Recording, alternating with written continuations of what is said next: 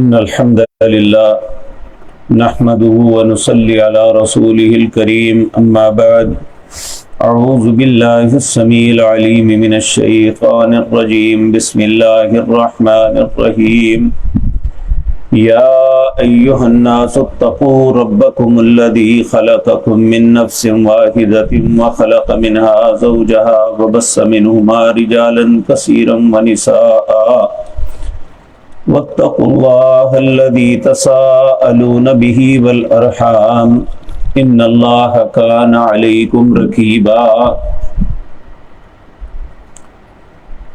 حضرات محترم، اللہ کی توفیق سے آج سورۃ النساء اس کا آغاز کرتے ہیں۔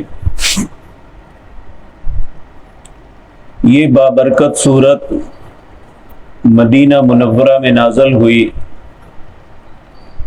اس کے متعلق سیدہ عائشہ طیبہ طاہرہ فرماتی ہیں، سورۃ نساء اور سورۃ بقرہ اس وقت مدینہ منورہ میں نازل ہوئی جب میری رخصتی ہو کے میں نبی مکرم صلی اللہ علیہ وسلم کے گھر میں آ گئی تھی۔ تو اس اعتبار سے یہ مدینہ منورہ کے آغاز کے سالوں کے اندر ہی دونوں صورتیں نازل ہوئی۔ سورۃ نساء عورت کو کہتے ہیں، اس میں چونکہ عورتوں کے مسائل ہیں اس لیے اس سورت کا نام النساء رکھا گیا کہ عورتوں کے متعلق سورت۔ اس کی 176 آیات ہیں اور 24 رکوع ہیں۔ سورۃ بقرہ کی طرح اس کے اندر بھی بہت سے ایسے مسائل جن سے انسان کو واسطہ پڑتا ہے، ان میں وراثت کے مسائل، نکاح طلاق کے مسائل، اور اسی طرح خاندانی زندگی کے اندر جو بھی مسائل درپیش ہو سکتے ہیں یا ہوتے ہیں، ان سب کا حل سورۃ نساء کے اندر اللہ رب العزت نے پیش فرمایا ہے۔ اس لیے اس سورت کو، اس کی ایک ایک لفظ، ایک ایک آیت کو بڑے غور سے سننا بھی چاہیے اور اپنی زندگی کے اندر اسے اپلائی کرنا چاہیے۔ جو شخص یہ چاہتا ہے کہ اس کی خانگی زندگی، گھر کی زندگی اور رشتہ ناتوں کی زندگی، معاشرت کے اندر بھی وہ ایک پرسکون زندگی گزارے، تو اس کے لیے لازم ہے کہ وہ سورۃ نساء کے اندر جو احکامات آئے ہیں ان احکامات کی پاسداری کرے۔ اسی طرح اس کے تیسرے رکوع سے اللہ رب العزت نے ایک انسان جو اپنی زندگی بھر میں کما کے اس دنیا کو چھوڑتا ہے، تو خاندان کے لوگوں میں اس کے اثاثوں کو کیسے تقسیم کرنا ہے، کس کس کو کتنا حصہ عطا ہونا ہے، یہ ساری باتیں اس میں تفصیل کے ساتھ ذکر ہے۔ تو اس لیے ہم میں سے ہر انسان کو چاہیے کہ اگر وہ قرآن کو سمجھنا چاہتا ہے، احکام زندگی کو سمجھنا چاہتا ہے، تو اس سورت پہ ضرور غور کریں۔ آج سے اس کے پہلے سبق کا آغاز آیت نمبر 1 سے کرتے ہیں۔ اللہ اس آیت کا آغاز کہتے ہیں یا ایھا الناس۔ اس میں دنیا کا ہر انسان مخاطب ہے، وہ مسلم ہے یا کافر، وہ گناہگار ہے یا نیکوکار، سب لوگوں کو مخاطب اللہ نے فرمایا۔ اور خاندانی معاملات میں سب سے پہلا اللہ کا حکم یہ ہے کہ اتقوا ربکم، ان معاملات میں اپنے رب سے ڈرنا۔ انسان کا اپنے والدین کے ساتھ معاملہ ہے، بہن بھائیوں کے ساتھ معاملہ ہے، اولاد کے ساتھ معاملہ ہے، رحم کے رشتہ داروں کے ساتھ معاملہ ہے، میاں اور بیوی کے حقوق ہیں۔ اتقوا اللہ، اپنے معاملات میں اللہ سے ڈرنا ہے۔ اور حقیقت بات یہ ہے کہ انسان کے حالات میں خرابی اسی وقت پیدا ہوتی ہے جب دل سے خوف خدا نکل جائے، پھر انسان جو من میں آتا ہے کرتا ہے، پھر اسے دنیا کی کوئی طاقت نہیں روک سکتی۔ انسان اسی وقت رکتا ہے جب اس کے دل میں خوف خدا ہوگا۔ وہ ہر غلط کام کرنے سے پہلے اپنے قدم کو روک لے گا، اپنے فیصلے کو بدل لے گا۔ اس لیے اللہ رب العزت نے اس سورت کا آغاز یا ایھا الذین آمنوا سے نہیں کیا، یا ایھا الناس، اے دنیا جہان کے لوگوں، اتقوا ربکم، اپنے رب سے ڈر جاؤ، الذی خلقکم من نفس واحدہ، اللہ نے تمہیں ایک ہی جان سے، ایک ہی نفس سے پیدا کیا۔ وہ کون تھے؟ آدم علیہ السلام۔ آج ہم برادریوں کے اعتبار سے، خاندانوں کے اعتبار سے اپنی برتری اور دوسرے کو کمتر ثابت کرنے کی کوشش کرتے ہیں۔ اللہ رب العزت فرماتے ہیں سورۃ حجرات کے اندر، یا ایھا الناس انا خلقناکم من ذکر و انثی وجعلناکم شعوبا وقبائل لتعارفوا، اے لوگوں میں نے تمہیں ایک ہی مرد اور عورت سے پیدا کیا، پھر اس کے بعد تمہیں مختلف قبیلوں میں، مختلف برادریوں میں بانٹ دیا۔ کیوں؟ لتعارفوا، تاکہ پتہ چل جائے یہ فلاں خاندان سے تعلق رکھتا ہے۔ اس کا مطلب یہ نہیں ہے کہ فلاں خاندان بلند ہے اور فلاں ذلیل ہے، فلاں چھوٹا ہے یا فلاں بڑا ہے۔ ان اکرمکم عند اللہ اتقاکم، اللہ کے نزدیک سب سے صاحب عزت وہ ہے جس کے دل میں جتنا خوف خدا ہوگا۔ خاندانی اعتبار سے میں فلاں کی اولاد ہوں اس لیے بہتر نہیں، بہتر وہ ہے ان اکرمکم عند اللہ اتقاکم۔ نبی کریم صلی اللہ علیہ وسلم نے فرمایا میری امت کے اندر یہود کی بدترین بیماریوں میں 3 بیماریاں آ جائیں گی۔ ان میں ایک ہے حسد کرنا، یہود ایک دوسرے سے حسد بہت کرتے ہیں، چاہے وہ اپنا ہے یا بیگانہ۔ اور آج امت اسلام کو دیکھ لیں، ہر شخص سکا بھائی بھائی سے حسد کرتا ہے، بہن بھائیوں سے حسد کرتے ہیں۔ اور دوسرا آپ نے فرمایا اپنی ذات میں فخر اور دوسرے کی ذات پہ طعن۔ ایک مرتبہ بزرگوں کی ایک مجلس تھی، تو ایک شخص بڑا بڑھ چڑھ کے بات کر رہا تھا، فلاں ایسے، فلاں ایسے، فلاں برادری ایسی۔ تو وہ ایک بزرگ ہنس کے کہنے لگے کیا وہ باب اولاد آدم کی بھائی کی اولاد ہے؟ نہیں نہیں، آدم کی اولاد ہے۔ تو کس کی اولاد ہے؟ جی میں بھی آدم کی۔ تو کہنے لگے بات ختم، جب تو بھی اسی کی اولاد ہے، وہ بھی اسی کی، تو اچھا اور وہ برا کیسے ہو گیا؟ تو اللہ رب العزت پہلی بات یہی بتا رہے ہیں، الذی خلقکم من نفس واحدہ، اللہ نے ایک ہی نفس سے تمہیں بنایا، اور وہ نفس کون تھے؟ سیدنا آدم علیہ السلام۔ ذہن میں خیال آ سکتا ہے کہ سب سے پہلا وہ کس سے بنا جی؟ تو نبی کریم صلی اللہ علیہ وسلم نے اس بات کی خبر دی۔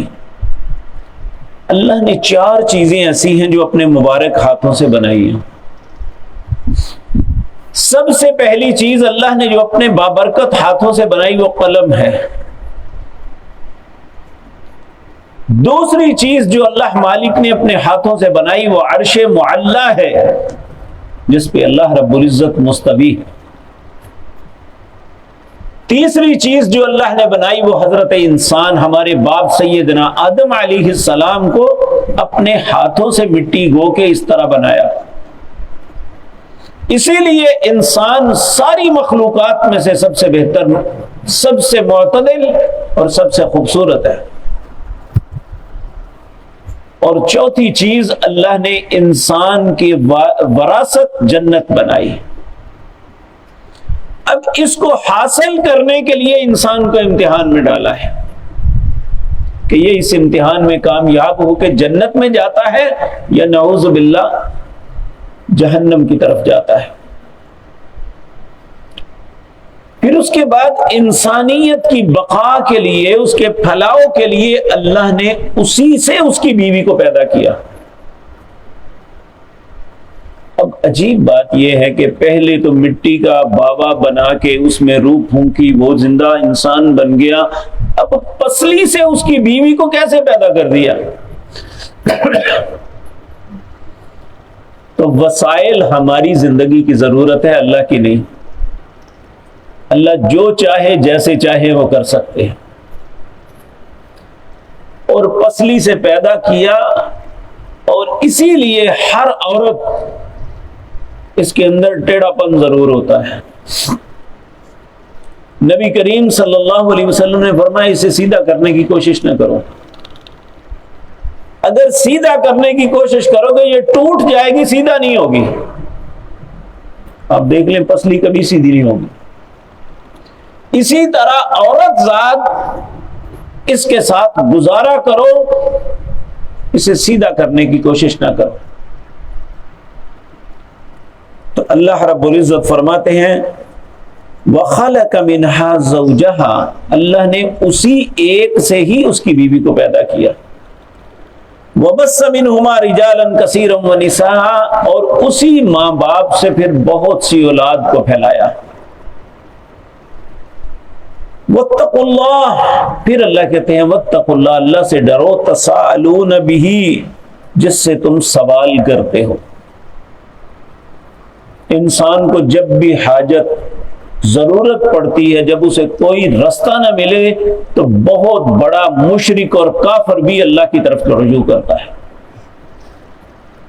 اب دیکھیں نا، ابو جہل کا بیٹا اکرمہ، مکہ فتح ہوا تو یہ بھاگ گیا، جدہ میں پہنچا اور وہاں ایک جہاز پہ سوار ہوا کہ سمندر کے پار چلے جاتے ہیں جو مسلمانوں کے ہاتھ میں نہ لگ سکے۔ جب کشتی عین سمندر کے درمیان میں پہنچی تو بھنور میں پھنس گئی۔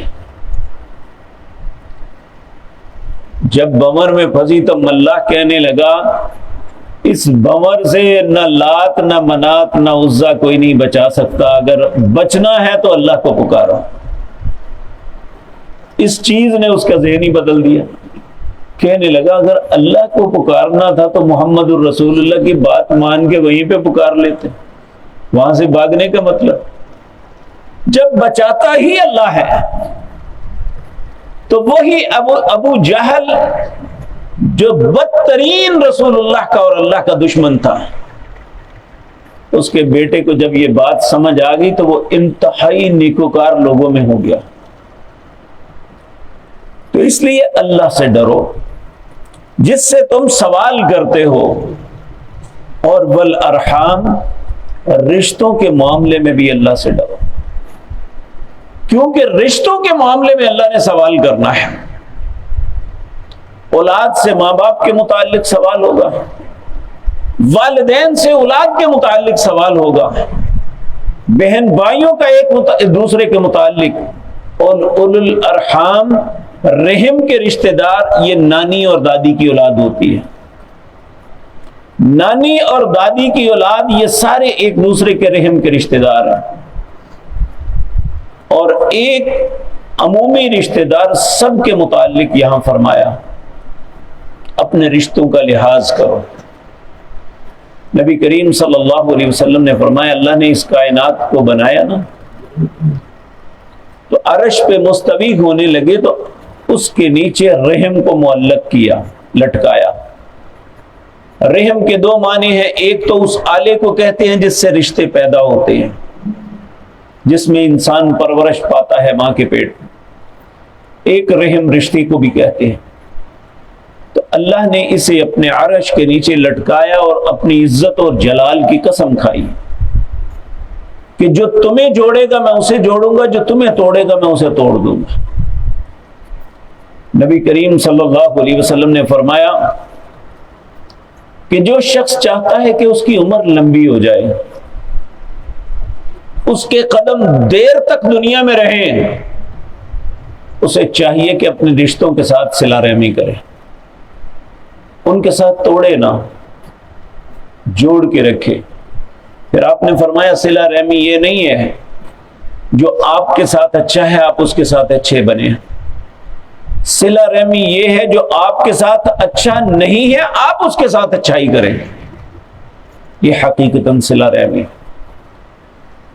ان اللہ کان علیکم رقیبا، دیکھیں انسان غلط کار ہے، غلطیاں کرتا ہے، ہوتی رہتی ہیں، جہاں بھی انسان کی غلطی ہوتی ہے کہا ان اللہ کان توابا رحیما، اللہ توبہ کرنے والا مہربان ہے، ان اللہ کان غفور الرحیما، اللہ بخشنے والا مہربان ہے، یعنی اللہ ہمیشہ رحم والا معاملہ کرتا ہے۔ لیکن جہاں رشتے کا معاملہ آیا وہاں کہا ان اللہ کان علیکم رقیبا، اللہ تم پہ رقیب کی نظر رکھتا ہے۔ رقیب وہ ہوتا ہے جو اپنے رقیب کی غلطی کو نظر انداز نہیں کرتا۔ جس طرح دو سوتنیں ہوتی ہیں، یہ ایک دوسرے کی رقیب ہیں، ہر سوتن دوسری پہ نظر رکھتی ہے کہ اس کے ساتھ کیا سلوک ہوتا ہے اس کے ساتھ، تو جس طرح وہ نظر رکھتی ہے اللہ رشتوں کے معاملے میں ایسی نظر رکھتے ہیں۔ یہ مثال عرض کرنے کا یہ مطلب نہیں اعوذ باللہ اللہ ایسے ہیں، صرف مثال دنیا میں سمجھانے کے لیے اللہ نے دی ہے۔ جس طرح وہ رقیب کی غلطی کو نظر انداز نہیں نہ کرتا، اسی طرح رشتوں کے معاملے میں کسی غلطی کو نظر انداز نہیں کرتا۔ جو انسان کے اللہ کے متعلق حق ہے نا، اللہ کی مرضی ہے عذاب کرے یا معاف کرے، لیکن جب انسان کا انسان پہ حق ہوتا ہے جب تک وہ انسان اسے معاف نہ کرے اللہ نہیں کرتے۔ تو اللہ رب العزت یہ باتیں مجھے اور آپ کو سمجھنے کی توفیق عطا فرمائے۔ پہلی آیت کے اندر بھی اتنی باتیں ہمیں سمجھا دی، اگر ہم اس آیت پہ ہی عمل کر لیں تو ہماری زندگی خوشگوار ہو سکتی ہے۔ اللہ مجھے اور آپ کو سمجھنے اور اس پہ عمل کی توفیق دے۔ اقول قولی ھذا واستغفر اللہ۔